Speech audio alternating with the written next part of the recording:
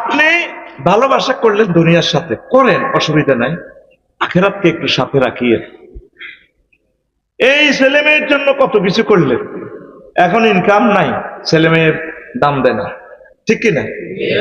যার সাথে যারাই ভালোবাসতেন, বাকি কাস্টমারের বাকি দিতে পারলে ভালো, একটু বেশ কমিলে এই আপনার ভালো না, কথা ঠিক কিনা? যার সাথে ভালোবাসা করবেন সে চেক দিবে। আল্লাহর সাথে ভালোবাসা করেন, কোরআনের সাথে ভালোবাসা করেন, নামাজের সাথে ভালোবাসা করেন, ওলামায়ে হক্কানি রব্বানি পীর মাশায়েখদের সাথে মহব্বত রাখেন, আল্লাহ আপনাকে কামিয়াব করবে। পড়ি আমিন। কবি জসিমউদ্দিনের এই কথাটা আমার মনে পড়ে।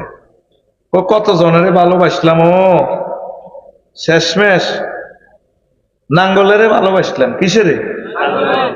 নাঙ্গল সিটিং বাঁকা, হাইলা লোকে নাঙ্গলে বাঁকা, জনমে বাঁকা চাদরে, জনমে বাঁকা চাঁদ, হায় রে তার চাইতে অধিক বাঁকা, হায় হায় তার চাইতে অধিক বাঁকা, যারে দিছি প্রাণে রে দুরন্ত পরবাসে।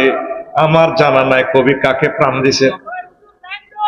প্রিয় বন্ধুরা, যার সাথে ভালোবাসা করেন সব আপনাকে চেক দেবে। শুধুমাত্র মহান আল্লাহ জাল্লা শানুর সাথে যদি ভালোবাসা করেন, আল্লাহ জাল্লা শানু আপনাকে ছেড়ে যাবেন না। আল্লাহ জাল্লা শানু বলছেন, বান্দা আল্লাযিনা আমানু আশাদ্দু হুব্বাল লিল্লাহ, আমি মাওলার প্রতি যারা ঈমান এনেছে তারা আমি আল্লাহকে বেশি এবং বেশি ভালোবাসে।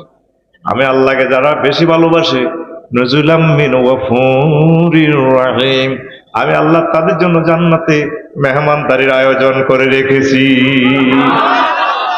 সেই জান্নাতে যেতে হলে আল্লাহর সাথে গুড রিলেশন করা রাখবে। আল্লাহর সাথে ভালোবাসা তৈরি করেন। আল্লাহর সাথে ভালোবাসা করার একমাত্র মাধ্যম হচ্ছে মহাগ্রন্থ আল কোরআন। অন্তত 1 মিনিট গবেষণা করেন। সূরা ফাতিহা আলহামদুলিল্লাহ রাব্বিল আলামিন, এই কথাটা অন্তত 1 মাস স্টাডি করেন। আম্মাজিরা, বোনেরা, ছাত্র ভাইরা, ছাত্রী বোনেরা, কোরআন না বুঝিয়া মরিয়েন না।